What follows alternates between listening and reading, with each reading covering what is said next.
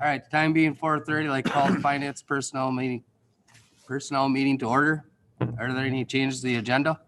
Yes, we are changing line item 3 from an approval of the annual employee evaluation to a discussion of the employee evaluations. Can I get a motion to approve the amended agenda with the change? So moved. Second. Bob. All those in favor? Aye. Opposed? Motion carried. Okay, first on the agenda, an ordinance to authorize the use of citations. Chief Schleter, if you could start the discussion on this, please.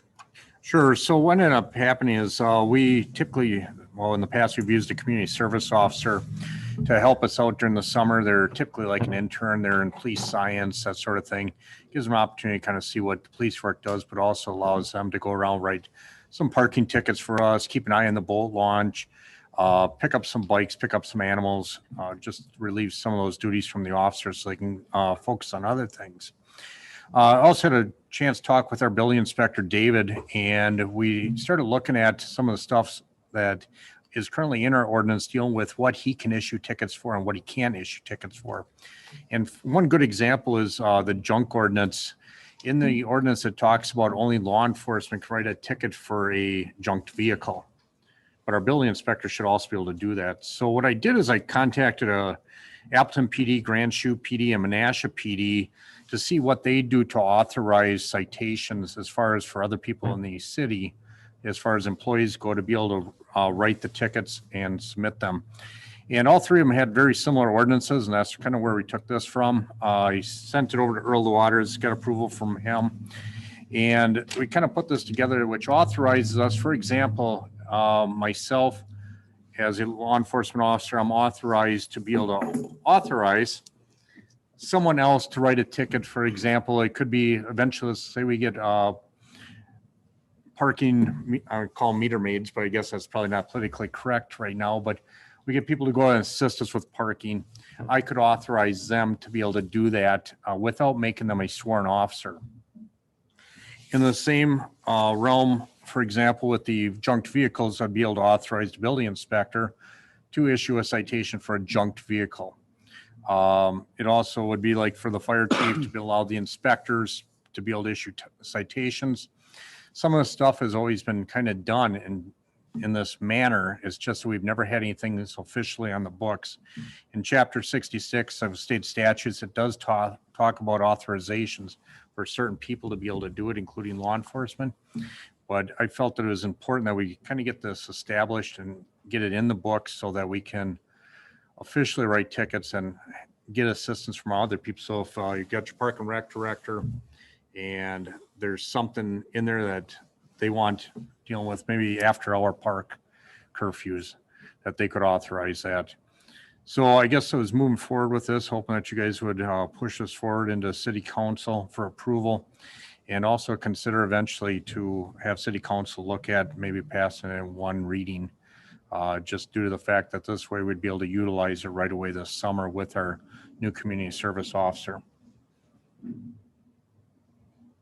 Anyone has any questions, I'd be more than happy to answer them. So you would be the one that authorizes? No, so if you look under section C, it talks about the different people that would be able to authorize it. So any law enforcement officer would be able to, and then the building inspector would be able to authorize it in subsections that are related to his performance of his job. So let's say they hire another building inspector at some point. He could authorize that and it would be covered by this ordinance as being allowed to. Director of Public Works, Superintendent, Park and Rec Director, and things related to their subsections in the ordinance, they'd be able to authorize citations to be written. But for example, the building inspector would not be able to authorize someone to issue a ticket for disorderly conduct. Because Okay, that would, so yes, so that would be falls outside of within their their- realm, and that's covered under section C. Would that be a fine or just a warning? This would authorize the actual citation, so the citation would be a fine. Okay, Warning, typically anyone could issue a warning. okay.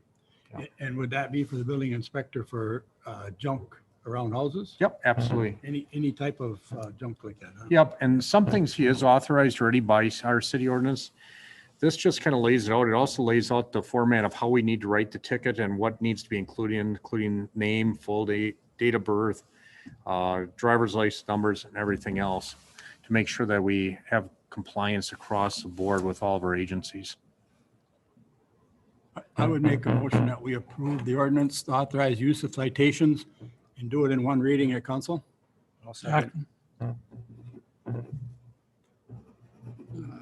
All those in favor? Aye. Opposed? Motion carried. Thank you. Thank you. Deputize you right away, Dave. No, I don't want to get. Right off the bat, you don't want that. Tickets are just a fly. Oh, that's, yeah, I'd be bad. I think you're right. What about $90,000 in tickets a year right now? Ooh, I could double that. I could easy. triple that. I'm a rule follower. All right, next up is the annual employee evaluation forms. Jill, would you like to come up here and explain these?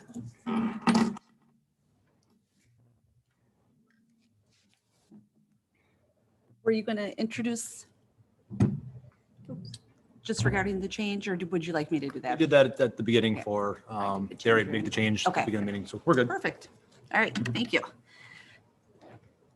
So we changed it from approval to just discussion, as this is not a policy per se to approve, but just internal process improvement that we have been working on.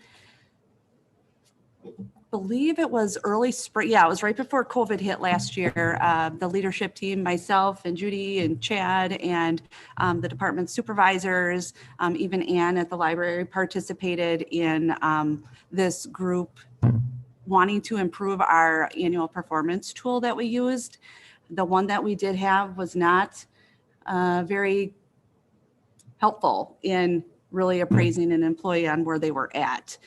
For example, the scoring system was like, a 1 through 5, and it didn't clearly define the competencies that you were grading the employees on. So some employees just went down the road that they were just all 5s. Well, nobody's perfect and nobody gets all 5s all the time. So we realized that we really needed a better tool to help supervisors define how to actually evaluate consistently and fairly for each of their employees. So with that being said, this is the tool that we came up with. So there should have been 2 different performance reviews in your packets. One is for supervisor level and one is for employee level. These 2 tools are exactly the same with the exception of the supervisor has 2 extra competencies on it. And so those are the competencies 9 and 10 of managing, developing, and leading others, and then the fiscal management. So, but other than that, we went from the 5-point scale to the 3-point scale, where it's not necessarily numbered, but we just want our employees to be meeting expectations. I mean, yes, we would love for everybody to exceed expectations, but the expectation of the job, if you are meeting those expectations, that's satisfactory. So that's really our goal, is just to get all of our employees to just be meeting what we expect them to do and what we hired them to do. So this tool will help us determine if employees are doing that. And then there is the supervisor guide. So what we also did was for each of these competencies, so for instance, the quality of work, so that there was no ambiguity as to how to review someone, we came up with the definitions on the supervisor guide to basically guide the supervisor on examples of what to look for to see if your employee is meeting the expectation of quality of work. So hoping that this competency or the supervisor guide will allow, I know some of the supervisors expressed frustration that they weren't sure how to grade employees. They weren't really sure what to be looking for. So this will define pretty clearly on things that they can look for when reviewing their employees. We did add a section on there to also review and comment on attendance and punctuality. And then also safety performance, which we, being in the the liability world that we're in, to definitely make sure our employees are educated and trained on safety, and then also seeing that through in their performance. We added the section to review goals. We would like to see supervisors encouraging their employees to set goals every year, and then to review those goals every year, and then to set new ones as you attain those goals or maintain those goals. And we added the section to review any training that the employee attended, and to make notes of any future trainings that we would expect our employees to take. There's a ton of training opportunities through CIVMIC. They have a huge online catalog of trainings for every kind of topic you can think of across the board. So if a supervisor feels like maybe this employee needs a little extra training in this area, we can go online, hook them up. There's great webinars out there and other resources that our employees can get extra training on, because we want to help them succeed and not fail. So we want to give them all the resources we can to help them succeed as an employee here. And because truly, when it comes time to the annual performance review, there should be no surprises for the employees. There should be no surprise if there's, maybe a low grade on a certain performance item. The supervisor should be keeping their employees up to date of maybe substandard performance along the way. So just knowing that once the review comes, there really shouldn't be any surprises. So one thing that we have not ever had, I noticed this, that the city has never had in place, was an expectation in writing of the reviews being done. And they can come in handy for, obviously for many things, to contribute to professional development, keeping the historical record of the performance, but also when it comes to when I get unemployment claims that come in, depending on how an employee leaves the city may depend on employment status. Go ahead. Is this information going to be all confidential? Employee reviews do go in employees' personnel files. Okay, and is that confidential then? The only people can look at it are like supervisors?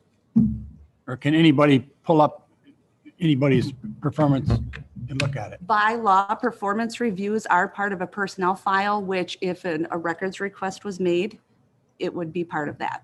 Okay. Yeah. Answer your question. I don't think you can just go in there and ask. No, that's what I'm asking, whether it's confidential. Yeah, no, it's part of the personnel file, but Yeah. it would have to be requested. Okay. Yep. Yep. Because we are public employers, unfortunately, it's open record. And you can't do a blind request. So Right. if you request it, then that information is also public, Right. that you requested at that time. And you if paid the somebody, price for and it. also if somebody requests, so say somebody wanted to go, do an open records request on Joe Schmo, that person has to be notified also that somebody made an open records request about them. Mhm. So, Okay. yep. Yep. So we did say that each supervisor does need to review their employees on an annual basis, and it needs to be done sometime between January 1st and April 30th. We went with kind of a big leeway because, January is usually not a great time for Luke to be reviewing all the snowplow drivers because they're really busy, but it's a really down time maybe for Ginger. So we want the supervisors to consistently review their employees during that 4-month period that works for them, but just to be consistent to make sure that we have that in place. I can say that the people that were involved in this are really excited about this tool. 'Cause like I said before, it was really ambiguous and kind of a pain, and everybody was just kind of taking a shot in the dark on the proper way to do it. So we're really hoping that this guide, and we think that this guide will be a really easy tool for them to use. So, Is there a particular reason why attendance and safety are unscored? Is that just kind of like because it's black and white and missed many days, or right, yep, to make, and it's just, reportables, or right, and it's just kind of kind of a note just to kind of FYI, kind of this is where you're at. Yeah. Type thing. Accidents are uncontrollable, but Right. yet Right. But if you have someone who's consistently, who has had 5 accidents in a year because of the same yeah, safety item that was missed or something like that, then it's something that you can make note of. Right. So okay. it's really just a documentation purpose too, because, truly if an employee is going to be disciplined, there should be the process of discipline. There should be documentation. There should be a step, involved. You shouldn't, unless if you're shooting someone, you should not just be firing someone. There should be a progressive discipline plan. And if things are not documented, then you really don't have a leg as a supervisor to stand on if you have not been documenting the progression of the discipline. And so that's kind of another reason for this tool, and with the goals and, the meets or not, meeting expectations, all of those types of things, is to have that for discipline reasons as well. Like I said, it should never be a surprise for an employee. When can an individual, can they come and request to see that? Yep. And the other thing that I didn't mention, which I should say, is for an employee, every single employee, at the end of this document, there is a comment section. Every single employee should always be allowed to rebut if there's anything, that's they don't agree with that's on here. The supervisor's review is final, but the employee could write a 10-page rebuttal if they wanted to. They have that right, and to attach it and to make sure that that's a part of this. They can say, I disagree with this. This is why I disagree. And that will be a part of that permanent record. And then, yes, they can come to me. There's a form that they have to fill out. You can 2 times a year request your personnel record if you would like. Yep. And then each one, the very last part is the signature. Every supervisor employee must sign the review. Even if you don't agree with it, you still have to sign it that you participated in it. Yep. So we're looking forward to using this tool. I like it. Thank you. Us too. I think, it was a group effort. So I think everybody came up with something really nice that's going to work for everybody. But a kudos goes out to Jill, because obviously she did a ton of work putting this together, getting other examples, bringing them back to the group, taking those comments back, putting back and forth. So definitely kudos to Jill for putting that together and, presenting that right now. So Thank you. Thank you, Jill. Yep. Report on the agenda is a quarterly Gold Cross subsidy estimates. Judy, do you want to begin this discussion? I will do that. We Thank have you. to approve that? Nope. It's just Annual discussion. form? No, we changed that from approval to discussion. Okay, I made that change at the beginning. That was the amendment to the agenda. all right, yep. I And the remember reason now. being, it's an internal document for evaluation. So the council as policymakers, you guys are saying, hey, we want to see an annual evaluation done. But, we make it as an internal type process, and that gives us the flexibility. If we go through training and they say, hey, you should do this instead, we can react to that quicker and make those changes. But Okay. that's why it's not really an approval process from the Right. council. I think it was more of, this is the tool that is being used internally to review employees. Just to let you guys take a look at it, because it has been so long since we actually updated that tool within our organization. You have to remember that tool is not just it's not for disciplinary all the time, it's to develop. So I think it's going to be a great tool also for all the employees. All right, so the review of the quarterly Gold Cross subsidy estimates. Chad came to me the other day and he said, oh, I got an email from the ambulance group, Gold Cross.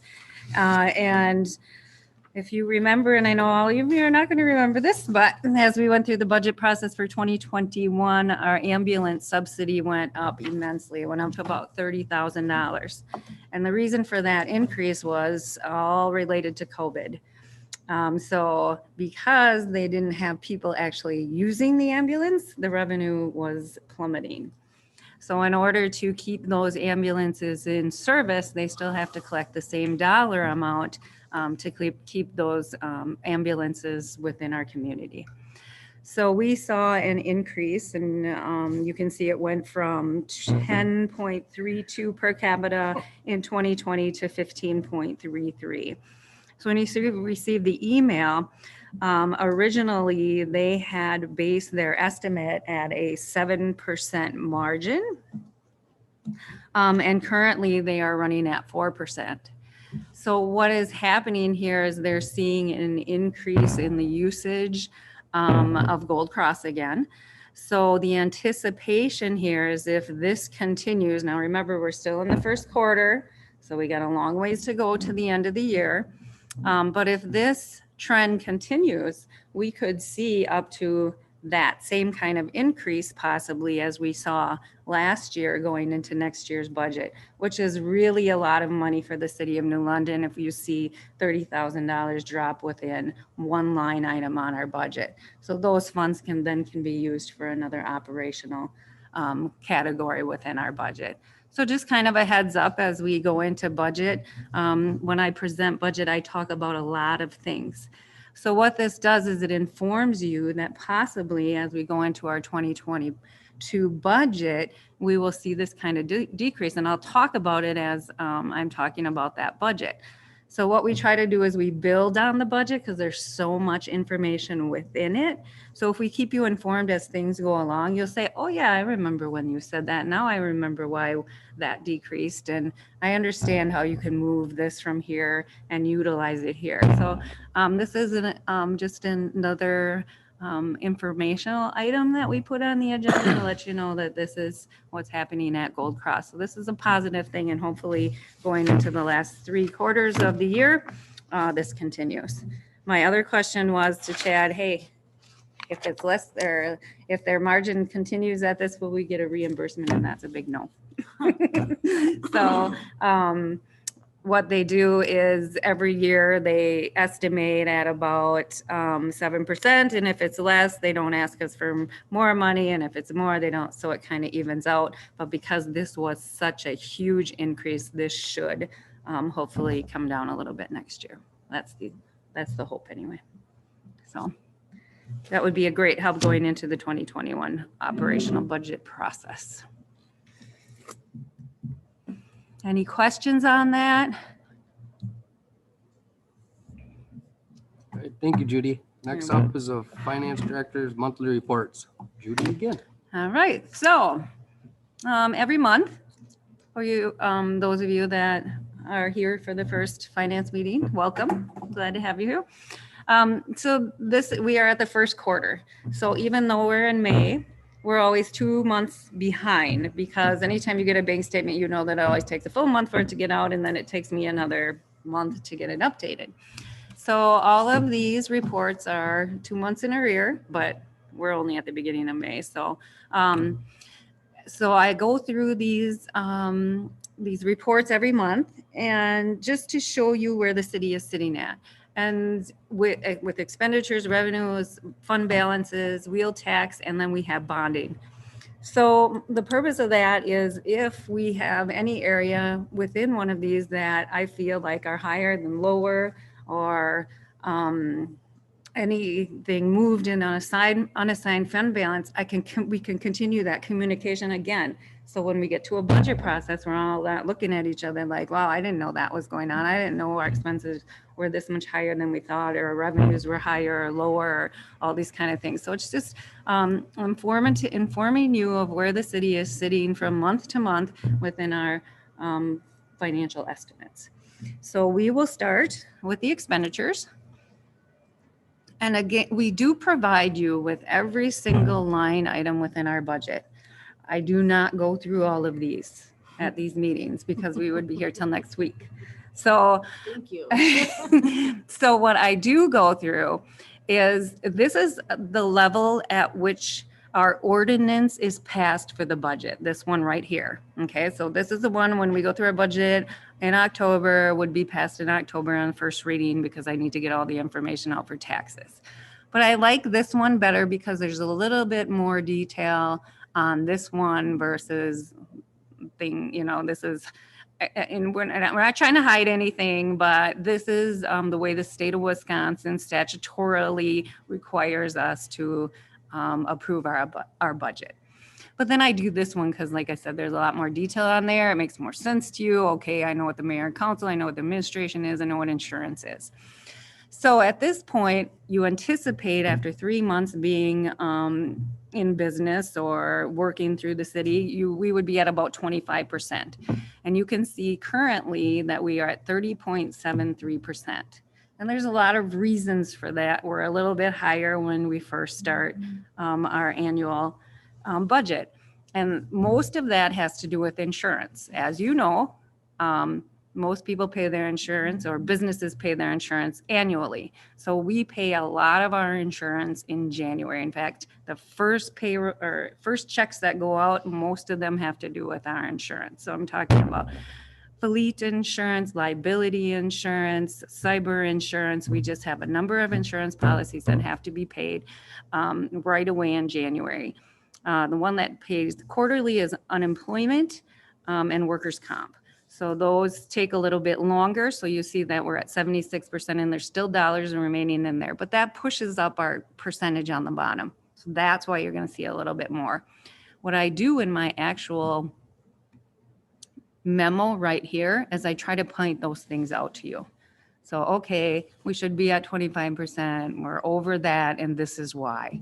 General government insurance payments. I mean, and maybe that doesn't make sense to you. But then here at the So meeting, the next quarter, maybe it'll even out a it'll little start, more. yep. Over time, it's going to start coming down. So, and then by the end of the year, we also receive dividends from our insurance company. So, and we don't receive those sometimes till January, February of the next year. So I'm pushing all of this back into the previous year, and I present year-end financials actually in February. So by then I'm much closer, or I push an estimate into the budget process, and then we know about where we're going to be. Because one of the things we do at the end of the year is we take a look at our revenues and our expenditures.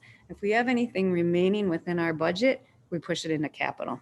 So we are trying to get as much as we can into that capital budget, roads, vehicles, things of that nature. So you'll see that process come through too. So hopefully at the end of the year, we're pushing some of these expenditures, that unforeseen things we may not have spent money on, or things that happen that you have to spend money on. I mean, it's just, we don't have a crystal ball. So we start with our budget and then we move forward from there. Is there any, looking at the equipment replacement and then the equipment maintenance, is that a big difference, or should the maintenance be, if the maintenance was higher, would that equipment replacement be less? Is that? So equipment replacement, we put those dollars in, so that comes through our capital projects committee. And as soon as we approve that equipment replacement, we go buy it. So that's why that's so high. So equipment replacement is at 83%. That's because those purchases that we approved at capital, we're going out and we're buying them. We bought the 2 big pieces of equipment at the Department of Public Works already. So that's why you're seeing that at 83%. So those are going to run higher. Now the maintenance is running high this year. We had 2 large maintenance items at the Department of Public Works, and there is just really nothing you can do about those. What you hope and pray is over time that's going to settle down a little bit. Mm-hmm. But when you have people coming to you and saying, we can't plow the snow, if we get the fixed, then we're not going to say no. So we have been very fortunate with that $130,000 and the ability to replace our equipment over time, that we have stayed very close to that $130,000 by the end of the year. And you're going to see these kind of spikes that happen where something's going to come in and it's going to eat it up. And then hopefully you kind of see it settle down for a while. And then by June, we'll see that at 50%. We don't know yet. But at this point, I'll be honest with you, usually I'll look at something like this and I'll send out a note to the department heads. Equipment maintenance kind of high, something going on, anything we can look at. A lot of times we have no control over that. But just so they're aware, that's part of my job function, to take a look at this. I look at every single budget, every single month, and monitor it also. And if I have questions of department heads about where they're at with their budget, they know that they're gonna get a question like, where are we at? And how come this is going on? And sometimes not an email, I'll just catch them in the hall and I'll say, hey, I noticed this or I noticed that, and then we'll have a discussion about it. Okay. So, Like we talked about at capital projects, I mean, some of the vehicles that we're pushing out a little too far, we've realized now, like Chief tried it with the squad cars for a while and he was pushing out, 3-4 years and found out the maintenance was too high. Found the same thing out with the snow plows. We must be pushing them out a little too far. So we might have to replace them sooner. So we're not, spending so much on maintenance on. That's why I was wondering with the difference in two of them. yeah, I thought, this one is running a little bit high. okay, So I am keeping an eye on that one to see what exactly is, how this is gonna play out. It is early in the budget process for it to be at 43%. But there was a number of 2 large maintenance items that came through, so at this point, I believe one of them was a fire department, don't quote me too, that had one of those large purchases. But again, you have a fire department coming to you and we need to get something fixed. I'm not gonna say no. Right. We have to function. Then I'm looking at a liability claim if I don't say, hey, you just go right ahead and you get that, and hopefully over time, it'll settle down. okay. So. And then capital projects, a lot of those have to wait till summer, so we're gonna wait a while before we see some of those happening. So that's why capital projects starts out slow. You'll see the equipment come in first and then we'll go to the projects. On debt service, was there like a balloon payment on that one or something? No, actually, a lot of our payments are early in the year. So this one too also is a perfect number. I mean, you're not gonna, if you just go over by $500, that's about it. Because that one comes right from our debt service. So what happens is most of our payments are already made by this time of the year. So tax collection time. And then So we collect revenue I can talk about that on the revenue side. community development, is that the economic development? Yep, so community development has an extra $25,000 in there. That's at $40,000. That's that payment to Steel King that we have to make every year, and it actually comes out of designated funds. So that adjustment I do at the end of the year. So that, and I had this discussion with Chad, and I talked to him about the funds that are actually available is like 36,000, I believe, something close to that. 34, 36, something like that. Yeah, in that, yep, 34,000 in that economic development fund. So there are dollars available in there, but when we write the check to Steel King, it comes out of here. So I that's talked about what- that a little bit because I don't think the new people know about the Steel King. So there was a commitment, I think it was a 5-year commitment payout to Steel King when they put the addition on there. So the city made a commitment to them that for 5 years, they would pay them $20,000 for the additional building. I think they put up an entire, Extension, yep. yep. So the tax revenue from that building pays for the $20,000. This happens in economic development. So when you have businesses come in or they're willing to expand, it's an incentive to get them to do that in the city of New London versus go somewhere else. So this agreement was agreed in the Economic Development Committee, and it was a 5-year $20,000 payment over time. And what happens is actually the tax revenue from that increase in assessed value pays for the incentive over time. Okay. And with That that make project, sense? I mean, it was not only the city, but I think Outagamie County had something to do with it, and utilities had an incentive too. There was Yep, they multiple did. Do you things. have to create so many jobs with something like that, or is it just? This was straight from the city, so we don't have those kinds of restrictions Okay. with the money that we give out. Now, there are other funds, economic development funds, that do have those types of restrictions on them, but this one did not. That was to keep them here. Right. There was- Otherwise, they were gonna go elsewhere.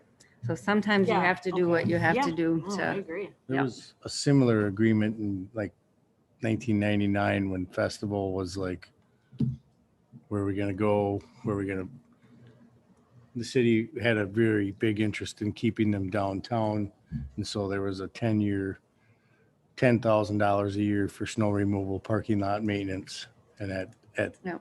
so that was $100,000. And then at 10 years, the city was off the hook on that. And It's stuff you have to do to keep them here. right. We're almost off the hook with Steel King anyways. This is it, right? 1 year Yeah. left? I thought there was 1 year. This is it. left, yeah. And by the way, they made all of the racking for the vaccines in the country. This- Every vaccine in the United States is sitting on a Steel King rack. They not only finished it in record time, but received recognition That's kind of cool. from the United States, from Donald Trump and Dr. Fauci on their efforts. That's pretty cool. Little New London. That was built in their new addition. They just said New I didn't London, so hear our name Connecticut out got loud. credit for it. We better get Casey on that. There you go. Right? Make sure they say to put a WI on the end of that. Exactly. Any other questions on, I'm sorry, I got a cough. On the expenditure side? All right, then we'll move to revenues. And revenues are collected, where'd I go? At very specific times. And I talk about that in this memo. The revenues are collected at very specific times throughout the year. So our property tax, as you all know and love, property tax is collected end of December, January in our office at the city hall. And you can see we collected about 56% of our property tax revenue in those 2 months. So then it goes over to the counties. So Wapak and Outagamie County then take collection of our taxes and they settle with us in August. So we'll receive the rest of that property tax revenue in August. And we want them to do that because then we don't have to worry about collection. They give it to us in full, no matter if people pay their bills or not. So this is really a nice process. So we don't want to go to collecting second installments or any of that kind of stuff. So even if people don't pay their first installments, then they have people in their offices and personnel that can take care of those kinds of things and call people and get those payments. So they pay us in full in August. So we never have to worry about our property tax revenue collection. It's always going to be at 100%. Our tax equivalents, the largest of that comes from our utility, and that comes in about December, November, December, sometimes January. So that's late in the year. Highway aids come in quarterly. Shared revenue, which is another very large pot of money that the city gets from the state of Wisconsin, comes in very small dollar amount, about $300,000 in July, and then the rest in November. So these are one of the things you need to understand when it comes to revenue and our unassigned fund balance is when you see our unassigned fund balance, and you're going to see we're at about $3 million in unassigned fund balance. The reason for that is because of shared revenue. You can see shared revenue is at $2 million. We are floating money to ourselves until we get paid. So if we wouldn't keep such a large unassigned fund balance, then we're going to go to the bank and we're going to have to get a loan. And we don't want to put ourselves in that spot. We need a very healthy fund balance. There's all kinds of reasons that we need a healthy unassigned fund balance. This is just one of them. The other is when we bond, we don't pay as much money for our money. So we need to keep a very healthy fund balance. Highway aids are collected on a quarterly basis. Library aids are collected twice a year. And then the rest are collected monthly. And I think that's it. And you can see that. So there really is no, it's a 25% versus 28%. There's really no rhyme or reason in months going by and revenue collection. It's just too specific for that. So what you really want to look at is, okay, fines and forfeitures. Yeah, looks like we're fine there. Public charges for services. So that's the kind of things I go through analyzing when I'm looking at this. Is there anything I think that's not going to come through? And at this time, I could say, nope, I think we're going to collect in full at this point. If not, I'm going to bring it to your attention. I'm going to say, hey, I don't really think we're going to collect all this revenue this year. Last year was one of those kind of years. It's COVID. We shut everything down. So I was constantly talking to the committee about what I thought that was going to look like. But we did receive a very nice grant from the state of Wisconsin that covered a lot of those dollars that we did not collect in revenue, just so you know. We applied for it and we got it. It was $100 and some thousand. Thank you, Judy. You're welcome. Yeah. Right. So it was not a bad year at the end of the day for the city of New London. Actually did quite well. So any question on any revenues? Now I'm going to also tell you that I do provide all of you with everything. So you want to have questions about anything in particular. My phone is always on. If I don't answer, please leave a message. I will get back to you. You want to come in my office, talk about anything, please. My door is always open. Anything that doesn't make sense to you, you're like, I really want to know more about this. Come on in and we'll talk about it.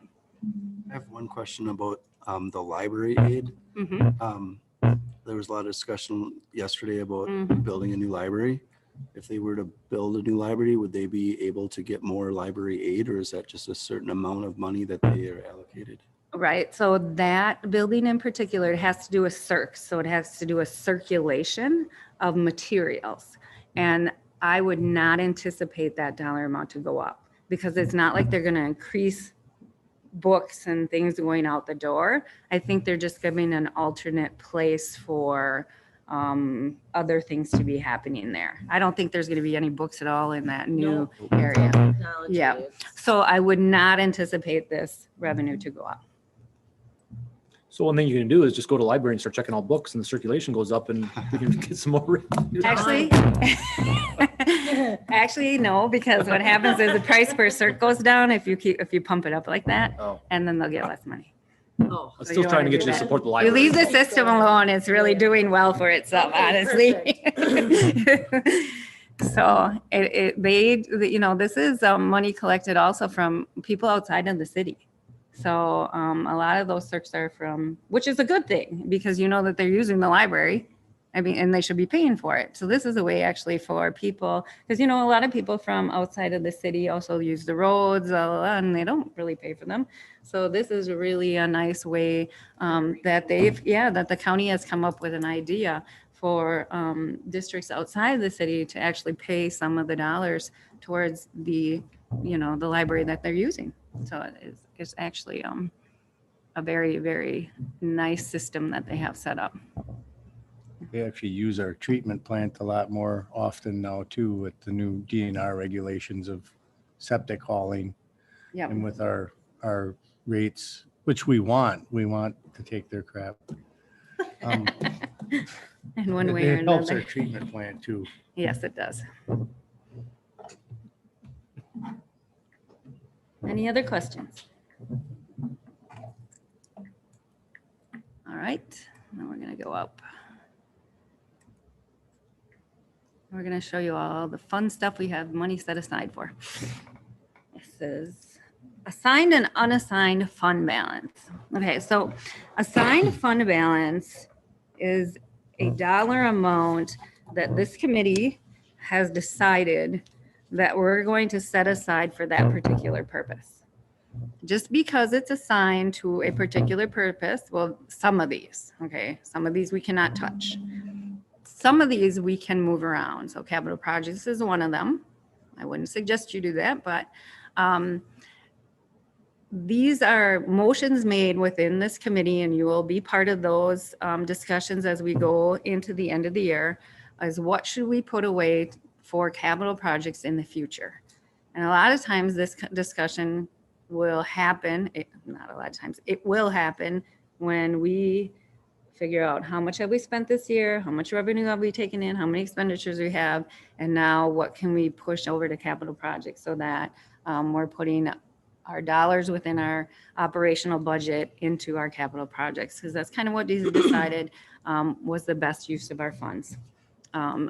If we had anything left over within that So is it operational. kind of like a savings account? Yep. So its purpose is for capital projects. And you can see underneath capital projects reserve that we have some projects that we don't complete in one year. So I list them, first of all, so that we don't forget that we have these projects that we have to finish. And then the dollar amount associated with that. So we know that we've already assigned this much money to this project, and that's where it needs to be spent. Okay, so these have been pushed through capital projects. We can't take money away from that particular list. That's where they've been earmarked to be spent. We already cashed that check. So, so we have a capital projects reserve. You can see at the end of the year, we expect about $257,000 to still be sitting in that account. So the reason that we have money carried from one year to the next in our capital projects fund is we at one point had a snowplow that decided that it wasn't going to work anymore, and we were in the middle of winter. And where did you think we got the money to buy a new snowplow? So we didn't have to wonder what we would do if we came in upon an emergency. So we have $257,000 sitting in here. So if something happens, or, you know, a department, you know, something of that nature, and it really did happen to us. It was within the last, 10 years. And then we can come before committee and say, we don't do these things on our own. We always come before committee and we say, hey, should we use these capital project dollars and buy a new snowplow? And that's going to happen real fast because we can't wait until tomorrow. We need to get these things back on the road. So that's why we keep reserve dollars. All right, then we have the cable TV. This one we cannot touch. This is only for the cable TV program. So Casey's program, we get specific franchise fees dollars that come into the city, and we earmark them just for that program. So you can see there's an $81,000 expenditure in there. This council chambers is going to be updated at some point this year. So those dollars are going to be taken out of that cable fund. So you'll see that happening as we go through this year. Debt service reserve, at some point we put $113,000 into a debt service reserve, probably had some kind of bond that said you had to keep X amount of dollars put aside. When that bond was paid for, we just left it in there. It looks really good when you're bonding that you have some kind of dollars put aside in case you can't make your principal payment, God forbid. But it looks really good when you're bonding and you can say, yeah, I'm 113,000 just in case. Boat launch. This again cannot be touched except for things that have to do with boat launch. So I know they're looking at a number of projects within Park and Recreation to spend some of these dollars on. But all of this has to go back into the boat launches or boat launch related items. Phone upgrade, we're going to be working on that this year. So you can see that we're going to need to spend that money. Trails ATC, so this specific to the trail system also can only be spent within the trail system. We have the downtown facade. We talked about this, economic development. Again, that is earmarked for economic development, $34,000. Downtown revitalization. This came to me from First State Bank. There was a downtown revitalization committee. My understanding is that might get restarted again. But I can't think of, Harry Radix came to me and he said, I have $2,006 from the revitalization committee and they no longer exist. And I think you should hold on to it. So there it is. So I'm holding on to it. And so someday, I think they're going again. Okay. They're going again. Yep. So, at some point, I assume they will find a purpose for those dollars. Retirement reserve. This is dollars set aside for when employees retire. There is payouts that are within the retirement. When people retire from the city, there's sick leave payouts, commitments to them, and this fully funds it. So we are fully funded for any commitments of payouts to our employees. This also is a very good thing when you go out to bonding. So they want to know, do you have any OPEBs? And that means post-employment benefits for your other post-employment benefits, your employees. If you do, you say yes, and then you say yes, but they're fully funded. So then they don't care about them. But if you are giving health insurance to your employees after they retire and you don't have them, and we're not. But if you're one of those communities that give full health insurance to your employees after you retire and you don't have them fully funded, It doesn't look good when you go out to bond because they want to know how you think you're going to pay for it, because then it has to go in your operational budget and that goes like this. And how are you going to pay for it when you get there? So we are fully funded with our sick leave. Now this is a sick leave payout. Technology. This is money put aside, and as we all know, every day we all work with technology and sometimes it breaks. So we have dollars set aside in case a server goes out. They're extremely expensive.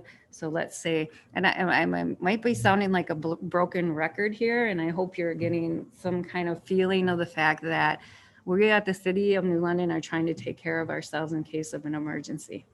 So let's say something happens, to a server. We have those dollars already put aside in case something happens to the server. So we can come into a meeting again and say, hey, let's use these dollars and let's get it fixed. So we don't have to wait and everybody's sitting there, how am I going to work today? That's insane to have employees that work without technology today. There's just really not a lot you can get done. So we've set ourselves up for success within these areas. Weather sirens, if you really want to know about them, you can ask Jake. We're setting aside money for our weather sirens, and they will eventually no longer exist, just so you know, and then we'll take this money and use it elsewhere. So he is in the process of going through, and when is the 2027 will no longer replace them. We might do minor repairs, but that's kind of the deadline.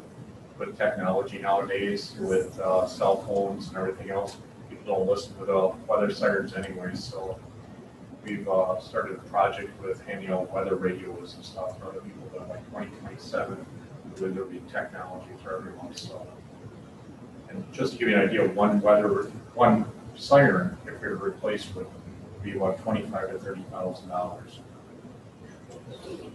So one of the thought processes at the police department was, okay, so what if the weather siren goes down, how are we gonna pay for it? So we started this and put the $3,000 a year within this budget, so then if one of them went down, but now we're on the other side where eventually we're probably not gonna have them, and then we'll decide what we're gonna do with this money. Crosby Park, that was a donation. Okay, most of the rest of these is donations from citizens for a particular purpose. So that, again, we cannot touch. This is not money for it. It can only be used for. We have radios, we have Crosby Park, we have a drone, Save Birds, Hatton Parks Foundation, Dog Park, Disc Golf, Food Pro, all kinds of things that we hold in trust. So there's a lot of dollars that the City of New London has that we hold in trust for other people. We do have a wellness fund. We have a wellness committee here, so we have some dollars set aside for that. And here's the wheel tax. So there was $776,000 left in there at the end of the year. And then our unassigned fund balance. And this is where I talked about the unassigned fund balance at the end of 2021. I expect us to have approximately $3 million in our unassigned fund balance. Our city policy is 25% of our current expenditures. That is about $2 million, so we have $100,000 more than policy. That's always a positive thing, not a bad thing. But because we are so fortunate to have a nice amount of money sitting in our unassigned fund balance, is why we've kind of changed our thought processes with additional revenues or less expenditures and started using them for capital items.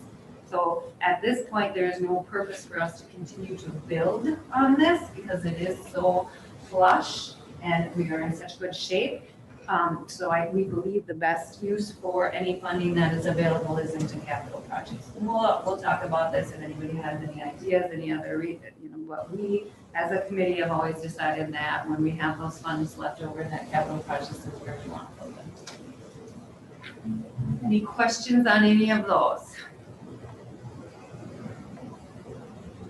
How does the city media make money? I'm just kind of curious. They made $90,000 and they spent $81,000. So the cable TV, Yeah. Is that what we're talking about? So I'm trying to think of the cable company in town. Spectrum. There you go. They pay us to be in our city. So we receive fees from them. Yep. So we get 4 times a year I think it's 4 times a year, we receive franchise fees from them. All those dollars go into that program. You'll see on your cable bill franchise fees. That goes to the city. And that's, most municipalities have, the state of Wisconsin has it set up statewide. It's a statewide policy, how that's set up, so. And then the other thing, I talked to you earlier about the wheel tax. I'd like to bring that up next meeting. If we could discuss, the future of the wheel tax, if, And what I have to look up is whether that originated at Finance and Personnel or whether it originated at Economic Development. I can't remember. I think it was Finance and Personnel, but I'm just gonna make sure I get it on the correct meeting. Yep, and I'll put, you want a discussion item or do you want something beyond that? Do you want to just discuss it or do you want I would like to, possible action? possible action. Okay. Mhm. I know that's such a topic that everybody talks about, is the wheel tax. What does the wheel tax go? So that might be a larger discussion too about, just funding of roads as well. I mean, it might be a broader topic that we want to discuss to kind of, not just wheel tax, but because if you want, hypothetically, you just cancel wheel tax, okay, what's that going to do? I mean, so Right. what's our game plan for? I'm going to go road? through wheel tax next. So if you want to give you a little bit of what we've done and where we are at with that. So let's give you a little bit of insight of what wheel tax has done and where we're at. So here's our wheel tax analysis, and this is as of March again of 2021. So we anticipate wheel tax in the city to collect about $127,000 a year. So that's our budget. Okay, and then we take a look at this and we go, what can we spend that kind of money on? Because to be honest with you, at the end of the day, when you're looking at roads, it's not a lot of money. And when Right, you're I was looking just at a gonna lot of say, things, okay? it's gonna fix like a pothole. But we do have small projects that we have done some great things with the wheel tax with. So Shawano Street is one of them. So we received a grant for Shawano Street, and this is going to make up the difference. So this is $107,500 that we're going to put into Shawano Street to match that grant, or I think the grant was even a little bit more than that, and be able to finish Shawano Street with this money. So that is what we're using our money for today. Now, here is a list of things that we have done with our wheel tax money. Northridge Drive was done, Cedar Street was done with it, High Street Crossing, and the Industrial Loop Crossing. These are all of the projects that have been done with wheel tax money.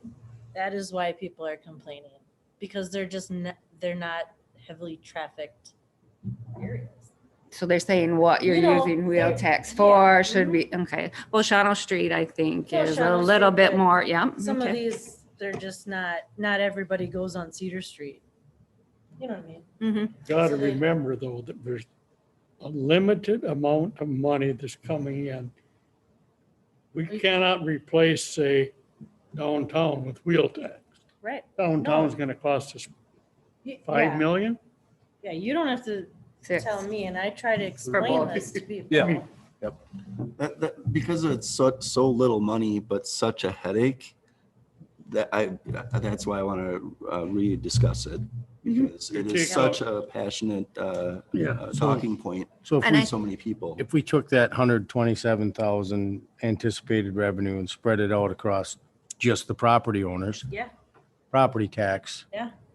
What would that raise the property tax bill We today? can't do that because we're under levy limits. Oh, we're under levy limits, right? So to be honest we with got you, our one hands of the tied. reasons that this came up is just an alternative source of funding because we cannot increase our levy because we're under levy limit. State shared right? revenue. So we can't do that. But if you talked about it in dollars and cents, think about 3,000 parcels. There again, only your property owners would be paying that. The wheel tax is really a fair, it's if you're using a vehicle, They're if you own a roads, vehicle, right. it's the price of a large pizza at Jolly Rogers. The thing is, our registration fees are so high. It costs me $250 a year just for registration of my vehicles. I have 2 vehicles. If somebody's working at McDonald's making $25,000 a year, that's a bigger expense than you think. I mean, $40 is not a big deal for some people, but it is for others. Right. And like I said, I feel it's a big black eye because people, it's a big talking point and you're not getting much out of it anyway. If anything, put $127,000 into the budget. From where? Budget cuts. From where? I don't know if you realize it, but it's cost $90,000 to do one block, Exactly, to strip and overlay one block. exactly. So, I mean, if you did one, you could take and do one block every year with the wheel tax. And people would say you're not doing anything with it. Right. I see what Exactly Tim's it. saying though. That's the problem with it. I They mean, just think like, oh, you should be able to do the whole city with, you know, what I'm paying and wheel tax. I think we need to get back on track though with the budget and discuss that at our next meeting. Yep. Yeah. So what this also gives you is a tool when people do ask you about wheel tax and they say, you know, what exactly have you done with it? So this is what I'm providing to you is the actual report of what wheel tax has brought in. So we expect about 127,000. It's gonna be part of the Shawano Street to bridge the gap between the grant and to finish that project. We have collected to date 404,000, and these are the other things that we have done with that money, or the city has done with that money. So in case anyone has any of those kinds of questions from you, but again, I will put it on the next agenda and we'll discuss it and have possible action if needed. Any other questions on the report? All right. Then we did bond late last year, and here's the list of things that bonding is going to pay for. And what I provide you with every month is where we're at with this bonding, how much have we spent, where's the projects at. So we have a brush truck the fire department is working on purchasing. There's some jail cell, some work done over at the PD. Warner Allen is going to be completed this year. As you can hear, our roofs are being replaced here at the and also at the police department. And our library is kind of on a little bit of hold right now. As we know with COVID, supplies are they're having a hard time getting the exact roof tile that they're looking for, so that one might be next year. And then, as you probably have heard, the Newton Blackmore Trail grant that we received as a city, that's an 80-20, so they are right 80-20, right, Chad? So It was a dollar amount, so, okay, but it ends up to be about that. So this is our portion of that very large and awesome trail extension that's coming into the city. So I'll just provide you updates. So we started out at 2.379 and we're about at $2.32 million. And this will be spent over the next 2 years. So you'll see this come through every single year. Anytime we do a bonding, I provide you with how much revenue came in and where those expenses are going out. We also had one and then all the details. So if you want to go through and want to snooze at night, that'd be good reading. So. And then the wastewater treatment plant, this has been a number of years now. I know they're waiting for something to get completed. They had some problems with some paint over there. And I think that's almost resolved. So we'll see this bonding. As you can see, almost 90% of the dollars have been spent. We're just waiting to finish this project up. I know that they're anticipating some of these dollars not to be spent, and we will move those dollars into another project. We've already talked about some other things that Ben has brought up, I'm sure, at the Department of Public Works. And we'll look at spending these dollars once the actual project is complete and we know exactly how much money we spent on those. And then we'll decide what projects we will utilize the rest of that funding on. Any questions on the bonding? I think that's it with those. Any questions on anything to do with the financial reporting?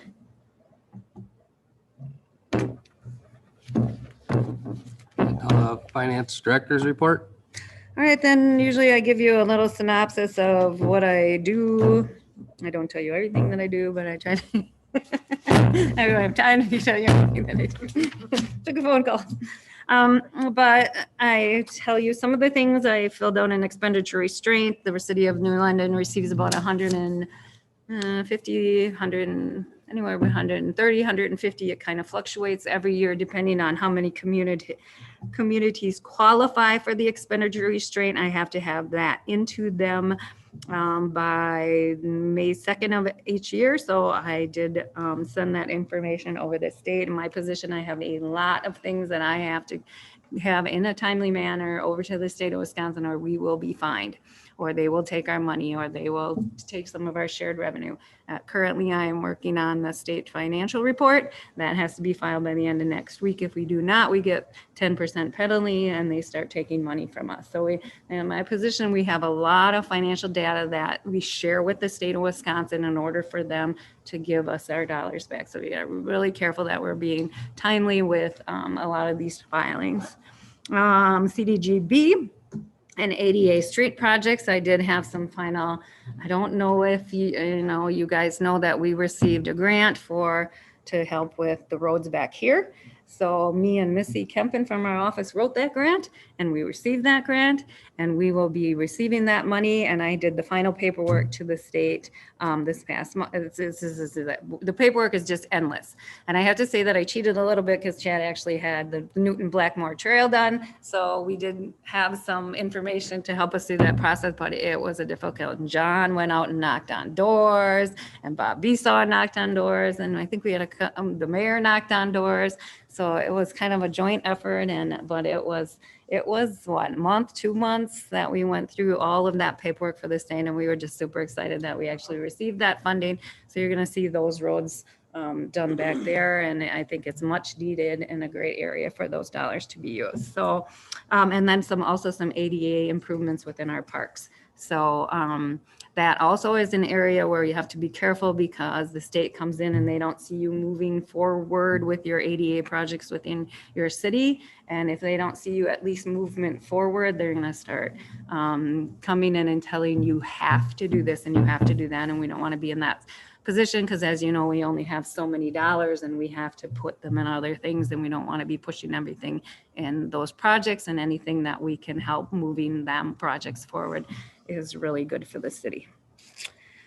I spent some time for getting ready for this meeting. The auditors came back, so they were in person this year, which is perfect because last year it was all Virtual. yeah, all virtual, and we actually had to reschedule because we had to close down for the first time because of COVID. So they actually rescheduled and came back in, so that worked out well. They're here one day. We still do a lot of virtual. Still working on that. The audit will be presented to you by the accounting firm in July.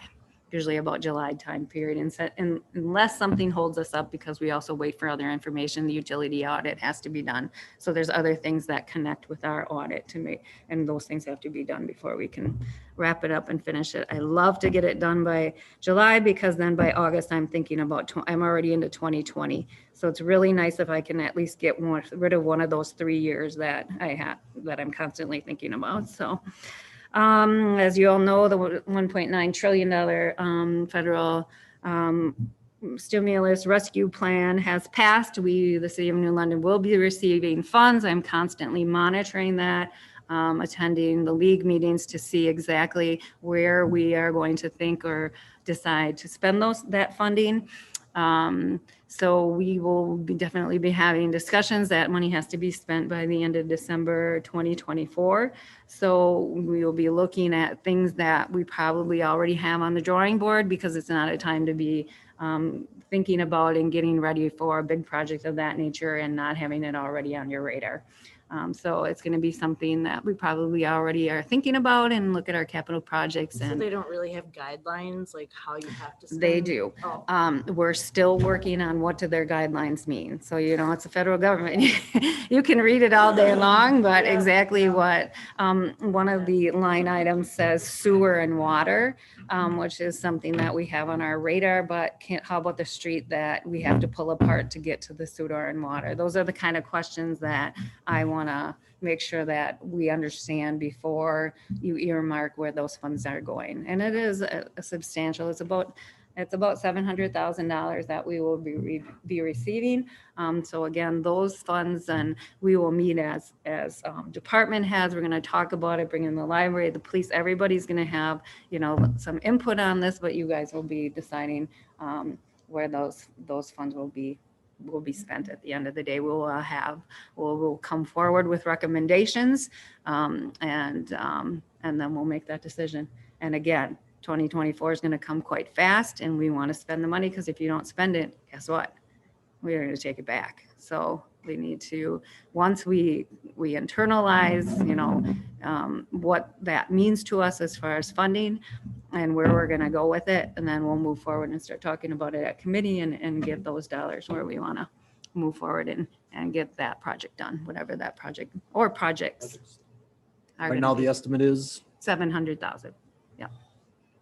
So, and at the end of the day, that really is not a lot of money when you're talking about streets. So, and water and sewer. So we're not even sure we can use it on streets yet. We're still trying to get some guidance from the federal government on if we go into a street and we want to replace water and sewer, how about the street that you can't get there without the street. Sometimes when we do sewer projects, we're able to capture part of that street within the sewer fund and the revenue bonds, because you can't get to the sewer unless you open the street. So, Right. but we're not sure what they're thinking. It might be more specific than that. So we will see, but definitely keep something, you know, thinking about in your radar. But we're looking at our 10-year capital plan and kind of looking at that. But it also is a short period of time that we have to spend those dollars. So we don't want to go out of those limits.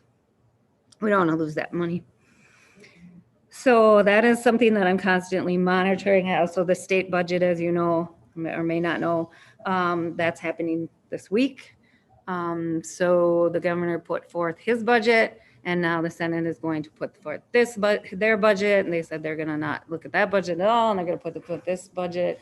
So shared revenue is big to us, as you know, so we're hoping that they at least keep it steady and don't decrease it. Highway aids, the same thing. They did do a very large 10% increase about 2 years ago in our highway aids.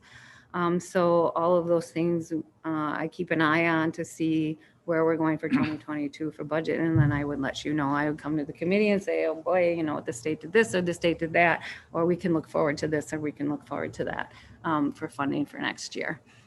So there is a lot of tying in, believe it or not, between little city of New London, the state of Wisconsin, and the federal government. So we have all of this stuff going on right now. I think that was about it. Last week I went to the municipal treasurers workshop. I was in that for 2 days. And again, they talked about all those things we need to keep up with expenditure restraint. The state treasurer did a talk. The DOR did some updates. The league was there. And then the state budget process. So a lot of great things within that meeting. And that's about it. Okay, thank you, Judy. You're welcome. Does anyone else have any questions or comments? I just have one more comment about the roads. Everybody is in agreement that our roads need fixing. Would it be an idea that we could think about which roads we would like to prioritize, figure out what kind of numbers we would need, and maybe put it to a referendum to the city? Everybody wants to fix the roads. Here's your vote. Do you have the people of New London vote, have a referendum for so many X amount of dollars, and fix these roads because they're in disrepair. So I think that'd be a great discussion for our next line item next month. I will add that also. So what I can do, I'll probably just call you and we'll talk about exactly like, do I want to, because you definitely have to bond, and then are we going to ask for probably like a principal payment each year of $250,000, and what would that look like?